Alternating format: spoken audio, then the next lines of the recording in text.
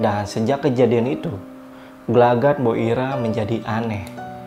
Mbak Jum melihat kalau Mbok Ira ini seperti dalam kondisi yang tertekan. Mbok Ira terlihat berkali-kali seperti ingin menghindar dari seseorang dan sering mengurung diri di rumah. Terakhir Mbok Ira terlihat saat berdebat dengan Pak Widodo di depan rumahnya. Lalu Mbok Ira sudah tidak pernah terlihat kembali. Tahu-tahu Mbok Ira sudah ditemukan dalam kondisi yang terbunuh dengan keji. Halo buat teman-teman yang udah subscribe ataupun yang belum subscribe Lentera Malam. Biar teman-teman selalu dapat notifikasi setiap kali Lentera Malam update video baru, teman-teman bisa nyalain loncengnya seperti video di tengah ini nih. Pilih all atau semua. Jadi jangan lupa nyalain loncengnya. Gue sarankan bagi wanita hamil untuk tidak menonton video ini di rumah sendirian. Halo semuanya, kembali lagi di Lentera Malam bareng gue Jamal. Dan di segmen cerita horor kali ini, gue akan membagikan kisah yang dialami narasumber yang bernama Mas Wahyu. Dan kisah ini juga udah ditulis di akun Twitternya emak.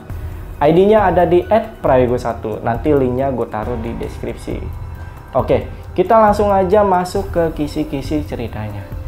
Jadi cerita ini akan mengisahkan kejadian di kampungnya Mas Wahyu yang dialami oleh ayahnya dan warga sekitar di tahun 1994. Tentang teror sosok pocong tanpa kepala yang membalaskan dendamnya terhadap pembunuhnya. Oh ya, di sini gue juga nggak akan menyebutkan nama desanya demi menjaga privasi narasumber. Dan gue pengen kalian nyimak sampai habis karena di sesi terakhir gue udah menambahkan beberapa cerita tentang sosok pocong tanpa kepala ini. Ya udah, tanpa basa-basi lagi, cerita horor dimulai.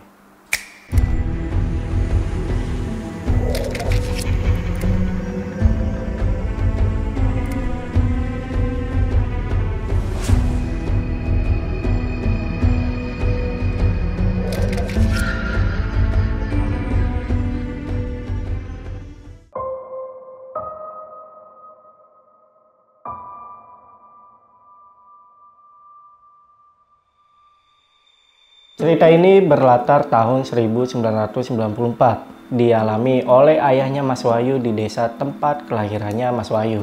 Kita sebut aja nama ayahnya Mas Wahyu ini Pak Bayu. Saat itu, Pak Bayu berniat untuk memanggil dukun bayi yang ada di kampungnya bernama Mbok Ira. Karena istrinya atau ibu dari Mas Wahyu ini akan segera melahirkan anak keduanya yang nggak lain adalah adiknya Mas Wahyu. Begitu Pak Bayu sampai di rumah Mbok Ira, rumahnya ini tampak sepi dan gelap, tidak seperti biasanya. Sambil memanggil nama Mbok Ira, Pak Bayu mencoba untuk masuk ke dalam rumahnya. Dan ketika mau mengetuk pintu, ternyata pintunya ini nggak dikunci. Karena nggak ada respon, dia kemudian membuka sedikit pintunya sambil kembali memanggil nama Mbok Ira. Dan ketika pintunya dibuka, Pak Bayu mencium aroma yang sangat busuk dari dalam rumahnya Mbok Ira. Sedangkan kondisi di dalam rumah tersebut gelap dan juga hening. Waktu itu Pak Bayu sempat ingin langsung pulang, tapi perasaannya seperti ada yang mengganjal sehingga memaksanya untuk masuk ke dalam rumah Mbok Ira. Dan Pak Bayu akhirnya memutuskan untuk masuk ke rumah Mbok Ira sambil berkali-kali mengucapkan, Nuwun sewu Mbok Ira. Tapi tetap gak ada jawaban dari dalam rumah Mbok Ira. Akhirnya Pak Bayu masuk ke dalam sambil menutup hidungnya. Dan baru beberapa langkah ke depan, Pak Bayu seperti menendang sesuatu. Dan saat Pak Bayu goyangin ujung kakinya, dia ngerasa kalau ujung kakinya ini menyentuh bagian tubuh manusia. Pak Bayu kemudian mundur dan mencoba merapat ke arah dinding sambil meraba mencari saklar lampu.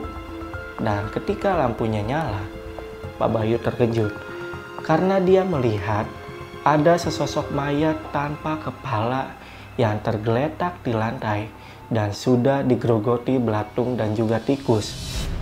Melihat itu Pak Bayu langsung muntah-muntah. Lalu dia keluar sambil berlari memanggil warga sekitar. Warga yang mendengar teriakan Pak Bayu langsung keluar rumah dan mencoba menenangkan Pak Bayu. Pak Bayu masih terus muntah-muntah meski dirinya sudah jauh dari rumah Mbok Ira. Setelah tenang, Pak Bayu mulai menceritakan semuanya dengan rinci kepada warga. Dan warga satu persatu mulai mendatangi kediaman Mbok Ira. Nah, karena pintunya ini sudah terbuka oleh Pak Bayu, sehingga bau busuk dari rumah Mbok Ira sampai tercium dari jarak yang cukup jauh. Dan sama halnya dengan Pak Bayu, warga yang lainnya juga muntah-muntah. Padahal mereka belum melihat kondisi mayatnya. Akhirnya Pak RT dan beberapa aparat desa lainnya memutuskan untuk masuk ke dalam rumah Mbok Ira. Begitu sampai di depan pintu, sebagian warga ada yang kembali keluar karena tidak kuat melihat betapa mirisnya mayat tersebut. Mayatnya ini ditemukan menggunakan kebaya berwarna ungu dan mengenakan kain jarik, seperti pakaian zaman dahulu. Lalu Pak RT menyuruh sebagian warga untuk melapor ke kantor polisi. Sedangkan Pak Bayu langsung pulang, karena dia harus membawa istrinya ke kota untuk melahirkan di rumah sakit.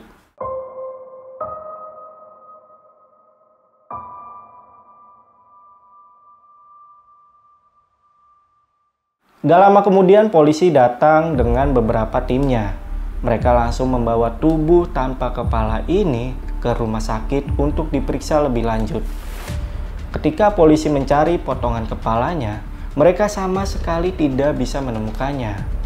Polisi sampai dibantu oleh warga sekitar menyusuri setiap sudut rumah Mbok Ira, tapi hasilnya tetap nihil. Polisi akhirnya meminta kesaksian beberapa warga dan meminta perwakilan warga setempat untuk ikut ke rumah sakit untuk membantu polisi mengidentifikasi mayat tersebut. Dan Pak RT lah yang bersedia untuk ikut demi mempercepat proses kerja pihak kepolisian. Singkat cerita, Pak RT kembali ke desa ditemani oleh seorang kepala polisi dan memberi info ke warga lain kalau mayat tanpa kepala ini adalah mayat Mbok Ira.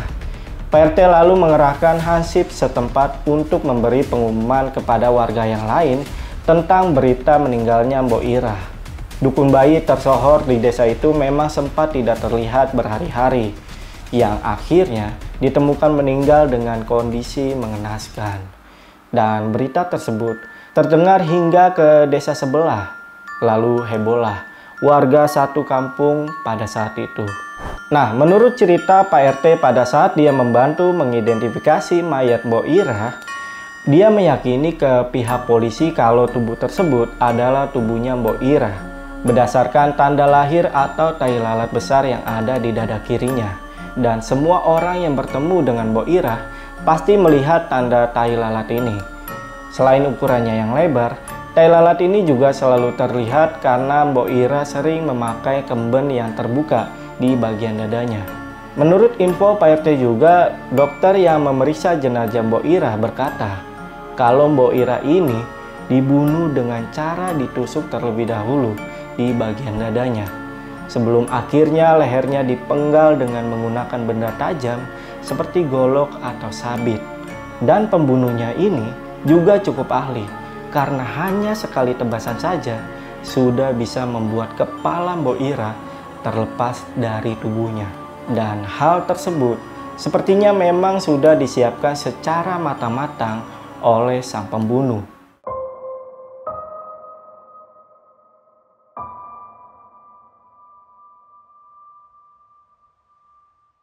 Nah, sebelum gue melanjutkan kejadian kematian Mbok Ira, gue mau menceritakan latar belakang dari Mbok Ira ini. Kasmirah atau akrab disapa dengan nama Mbok Ira sudah menjadi seorang dukun bayi sejak tahun 1981. Dia pindah ke desa tersebut dan tinggal sendirian. Warga juga baru tahu kalau Mbok Ira ini seorang dukun bayi ketika Mbok Ira membantu kelahiran seorang anak dari salah satu warga di sana. Nah, dari situlah nama Mbok Ira mulai dikenal banyak orang dengan profesinya sebagai dukun bayi hingga akhir hayatnya. Meski beliau sudah tua, tapi tenaganya ini masih seperti usia 30-40 tahunan. Beliau masih terlihat cantik, dan suaranya juga masih terdengar nyaring dan juga jelas. Ingatan Mbok Ira juga masih kuat, karena setiap beliau berbincang dengan warga membahas sesuatu, Mbok Ira ini masih bisa mengingat detail ceritanya dengan baik. Banyak juga rumor yang berkembang kalau Mbok Ira ini menggunakan susuk dalam dirinya. Tapi warga segan untuk mempertanyakan hal tersebut kepada Mbok Ira. Karena Mbok Ira ini termasuk orang yang disegani di desa tersebut. Nah, ada satu orang lagi di desa tersebut yang juga disegani oleh warga sekitar. Beliau bisa dipanggil Eyang Kakung atau Eyang. Eyang ini juga terkenal dengan ilmu spiritualnya dan sering disebut sebagai dukun. Bahkan katanya, Eyang ini kebal dari benda-benda tajam seperti pisau, kapak, golok, bahkan peluru sekalipun. Dan menurut info dari warga sekitar juga, kalau Eyang Kakung tidak akan meninggal kalau dirinya sendiri tidak menginginkan untuk meninggal dunia. Tapi Eyang bukanlah dukun yang jahat. Beliau lebih ke arah dukun yang suka mengobati orang sakit. Salah satunya yang berkaitan dengan hal gaib. Dan Eyang pun membenarkan kalau Mbok Ira ini memiliki susuk di dalam tubuhnya atau di wajahnya. Oke, kita lanjut ke kejadian kenapa Mbok Ira bisa meninggal dengan keadaan tanpa kepala. Nah, menurut beberapa kesaksian warga sekitar, Mbok Ira terakhir kali keluar rumah membawa tas yang biasanya beliau bawa saat akan membantu seseorang yang melahirkan. Dan setelah itu Mbok Ira tidak pernah terlihat lagi. Sudah hampir 4 hari, warga tidak ada yang melihat sosok Mbok Ira. Mereka hanya melihat pintu rumah Mbok Ira selalu dalam kondisi tertutup dan lampunya selalu padam. Biasanya, warga yang bercocok tanam di sawah depan rumah Mbok Ira, setiap paginya selalu bertemu Mbok Ira yang sedang menyapu perkarangan depan rumahnya. Tapi beberapa hari ke belakang, Mbok Ira tidak pernah nampak lagi di rumahnya. Warga juga mengaku tidak mencium bau apa-apa ketika melewati rumah Mbok Ira. Jadi warga juga tidak menaruh curiga karena mereka pikir mungkin Mbok Ira sedang ada pasien di luar kabupaten yang memang biasanya membutuhkan waktu berhari-hari. Dan sebagai info juga, kalau Mbok Ira ini juga menerima panggilan dari desa-desa lain dan biasanya juga baru pulang sekitar 3 hari sesudahnya. Tapi, ada seorang saksi yang mengaku pernah melihat Mbok Ira sedang dimarahi sama seseorang bernama Pak Widodo. Karena Mbok Ira menolak membantu istri Pak Widodo saat melahirkan. Kita sebut aja saksi ini namanya Mbak Jum. Mbak Jum saat itu ada di rumah Pak Widodo untuk membantu proses kelahiran anak pertamanya Pak Widodo. Mbak Jum melihat kalau Pak Widodo ini terus memaksa Mbok Ira untuk membantu istrinya meski Mbok Ira menolak berkali-kali. Mbok Ira menolak bukan tanpa alasan, karena usia kehamilan istri Pak Widodo pada saat itu masih 8 bulan. Jadi sangat beresiko kalau hanya ditangani oleh seorang dukun bayi dan harus membutuhkan penanganan medis. Nah, biasanya kalau orang Jawa pasti pernah mendengar istilah bayi kalau masih 8 bulan biasanya dibilang bayi muda. Berbeda dengan usia kandungan 7 bulan yang mana bayinya ini dibilang bayi tua. Nah, ini gue kurang tahu ya detailnya. Tapi kalau kalian ada yang tahu atau ada yang bisa jelasin, kalian tulis di kolom komentar. Kita lanjut. Meski sudah mendapat penjelasan panjang lebar dari Mbok Ira, Pak Widodo tetap bersikeras agar istrinya melahirkan dengan bantuan Mbok Ira saja. Entah apa yang ada di pikiran Pak Widodo, padahal beliau termasuk orang yang dipandang di desa tersebut, yang seharusnya bisa langsung membawa istrinya ke rumah sakit. Mbok Ira yang menolak berkali-kali, akhirnya menerima ancaman dari Pak Widodo sehingga membuatnya tidak bisa berkutik lagi. Mbak Jum juga melihat kalau Mbok Ira sampai menangis waktu itu. Dan benar saja, hal yang tidak diinginkan terjadi.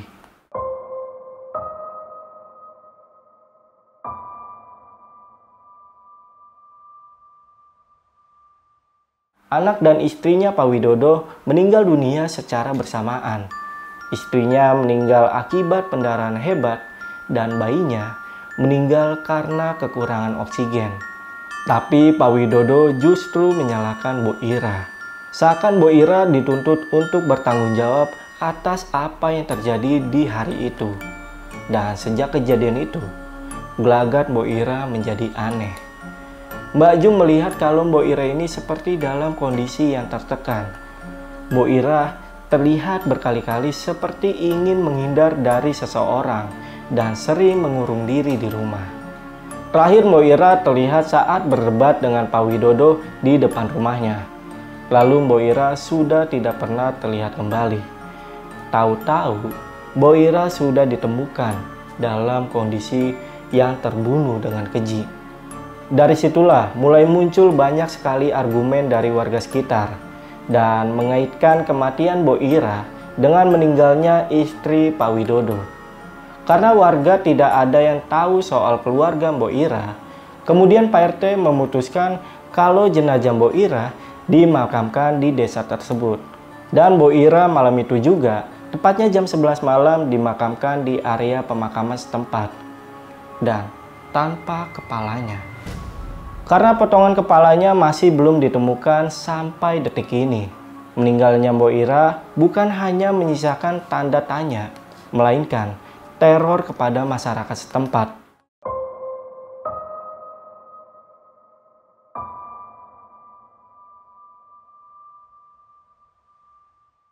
Kejadian dialami oleh warga yang bernama Ibu Tani, istri dari Pak RT. Saat itu Ibu Tani sedang membuat apem untuk 7 harinya mendiang Bu Ira. By the way, warga di sana memang sangat solid sekali. Mereka menghargai segala jasa Bu Ira karena hampir semua anak-anak yang ada di kampung tersebut terlahir selamat dari tangan Bu Ira. Hanya kejadian waktu itu aja, Bu Ira ini gagal menyelamatkan seorang anak akibat keegoisan Pak Widodo. Jadi warga di sana berbondong-bondong mengadakan acara tahlilan untuk Bu Ira.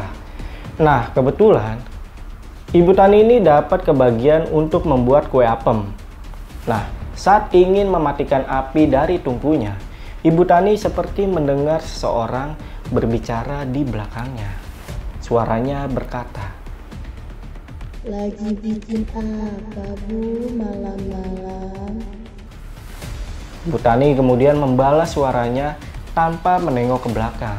Dia bilang, "Ini, Bu, lagi bikin kue apem untuk 7 harinya Bu Ira nanti habis Isya.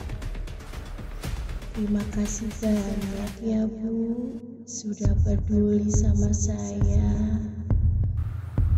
Bu Tani seketika baru teringat kalau beliau pada waktu itu lagi di rumah sendirian dan pintu rumahnya dikunci dari dalam. Lantas, itu suara siapa? Sambil setengah ketakutan, Ibu Tani perlahan menoleh ke belakang dan beliau melihat ada sosok pocong tanpa kepala dengan bagian lehernya yang terus mengucurkan darah, berdiri di pojok kiri dapurnya sambil menggoyangkan badannya.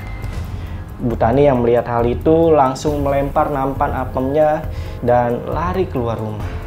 Teriakan Ibu Tani spontan membuat geger satu kampung dan malam itu juga hampir semua warga mendengar suara tangisan seorang perempuan tua yang terdengar begitu pilu.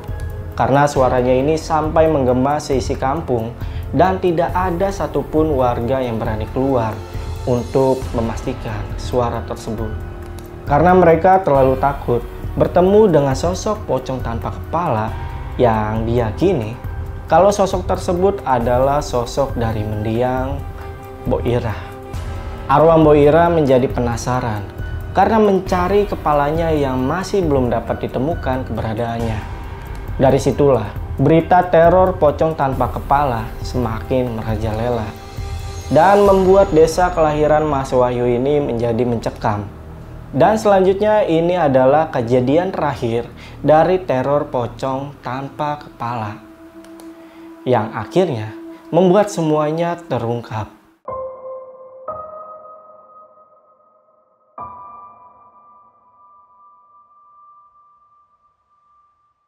Jadi suatu malam warga dibuat heboh dan berkumpul di rumah Eyang Kakung.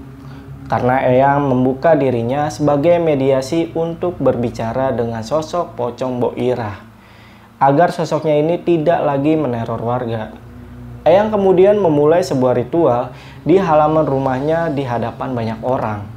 Dan tiba-tiba terdengar suara burung hantu disertai udara malam yang sangat dingin.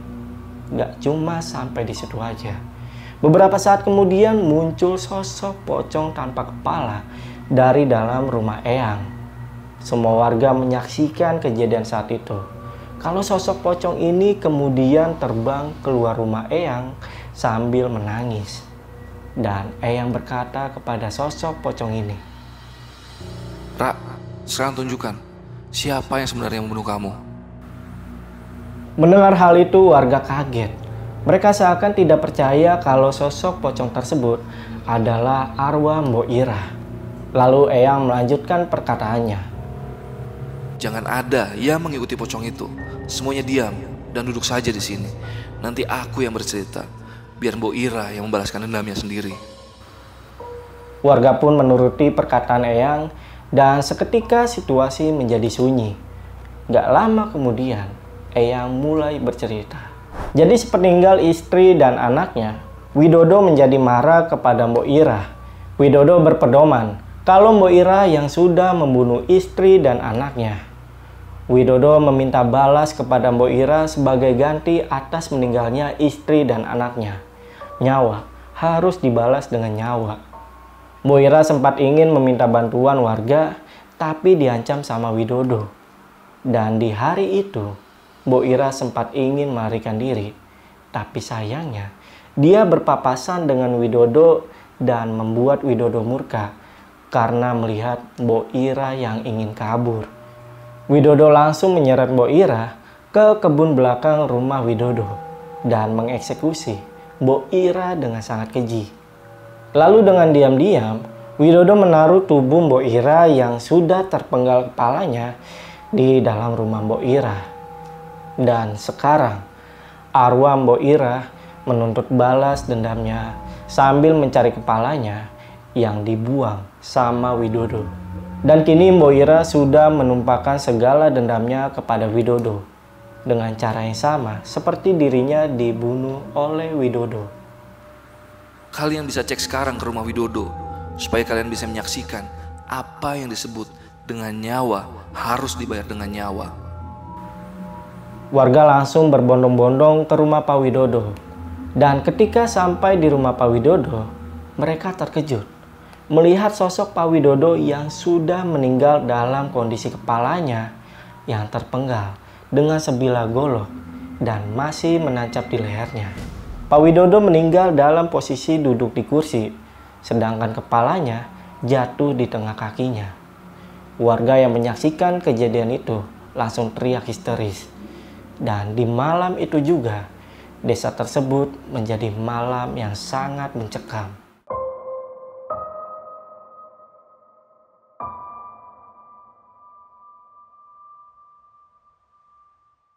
Dan misteri keberadaan kepala Mbok Irah terkubur dengan rapat bersamaan dengan meninggalnya Pak Widodo. Dendam sudah terbalas, tapi arwah mendiang Mbok Irah konon masih bergentayangan sampai detik ini. Dan sosok pocong tanpa kepala masih terus meneror untuk mencari di mana keberadaan kepalanya. Halo buat teman-teman yang udah subscribe ataupun yang belum subscribe Lentera Malam. Biar teman-teman selalu dapat notifikasi setiap kali Lentera Malam update video baru, teman-teman bisa nyalain loncengnya seperti video di tengah ini nih. Pilih all atau semua. Jadi jangan lupa nyalain lonceng ya. Oke, itu tadi cerita tentang sosok pocong tanpa kepala yang menjadi kisah urban legend di kampungnya Wahyu. Dan gua ada tambahan cerita mengenai rumah dari Mbok Irah ini. Jadi, di tahun 2005, rumah mendiang Mbok Irah sempat dijadikan sebuah klinik bersalin. Tapi karena teror pocong tanpa kepala, selalu meneror ibu-ibu yang melahirkan di tempat tersebut. Sehingga membuat klinik ini menjadi sepi dan sempat kosong. Hingga di tahun 2011, rumah tersebut dan lahan-lahan di sekitarnya akhirnya dikelola pemerintah setempat dan dijadikan sebuah puskesmas yang memiliki sarana kesehatan yang lebih lengkap. Kini menjadikan satu-satunya puskesmas yang menyimpan sejarah kelam tentang meninggalnya seorang dukun bayi. Sampai sekarang, semua yang pernah singgah pasti akan bertemu sosok pocong tanpa kepala di waktu-waktu tertentu. Nah, pernah ada seorang ibu hamil yang melahirkan di puskesmas tersebut. Namanya Ibu Luna. Waktu itu Ibu Luna ini sedang mengalami pembukaan 4. Dia datang ke puskesmas jam 6 malam. Ibu Luna kemudian disuruh untuk stay di puskesmas, supaya bidan yang menanganinya ini bisa dengan mudah mengontrol pembukaannya. Sedangkan sang suami pulang untuk mengambil segala keperluan. Saat itu Ibu Luna disuruh bidannya untuk berjalan mondar-mandir di lorong dekat ruang kesehatan ibu dan anak demi mempercepat proses pembukaannya. Bidan berpesan agar sang ibu tidak berada jauh dari ruangannya, karena jalan keluar dari lorong tersebut terdapat kamar mayat. Tapi Ibu Luna pada saat itu mengaku kalau suhu di lorong tiba-tiba menjadi sangat pengap dan juga gerah, sehingga membuatnya berjalan keluar dari lorong. Begitu Ibu Luna keluar dari lorong, dia sudah berada tepat di depan kamar mayat. Dan tiba-tiba Ibu Luna melihat pintu kamar mayat tersebut terbuka dengan sendirinya. Lalu Ibu Luna perlahan mendekat sambil mengucap salam. Semakin lama jarak Ibu Luna semakin dekat dengan pintu kamar mayat. Dan beberapa saat kemudian Ibu Luna dikejutkan dengan sosok pocong tanpa kepala yang keluar dari dalam ruangan kamar mayat tersebut. Dan gak cuma itu aja, sosok ini lalu bertanya, "Sudah pembukaan berapa, Bu?" Ibu Luna langsung teriak dan membuat suster atau bidan yang berjaga saat itu terkejut dan menghampiri sang ibu. Mereka semua langsung menggotong sang ibu ke ruang melahirkan karena ada darah yang keluar dari Ibu Luna. Sampai di ruang persalinan, Ibu Luna langsung diperiksa dan begitu diperiksa, Ibu Luna sudah mengalami pembukaan 10. Dan gak lama kemudian, Ibu Luna melahirkan bayinya dengan selamat. Nah, ternyata jarak antara pembukaan 4 ke pembukaan 10 ini hanya membutuhkan waktu 15 menit saja. Padahal itu adalah kehamilan pertamanya. Nah, gue kurang ngerti nih soal maksud dari waktu pembukaan keempat ke pembukaan 10. Dan apakah 15 ini adalah waktu yang normal atau waktu yang sangat cepat? Kalian kalau tahu soal ini boleh komen di bawah. Karena gue sendiri belum nikah dan belum ngalamin hal semacam ini. Oke, kita lanjut.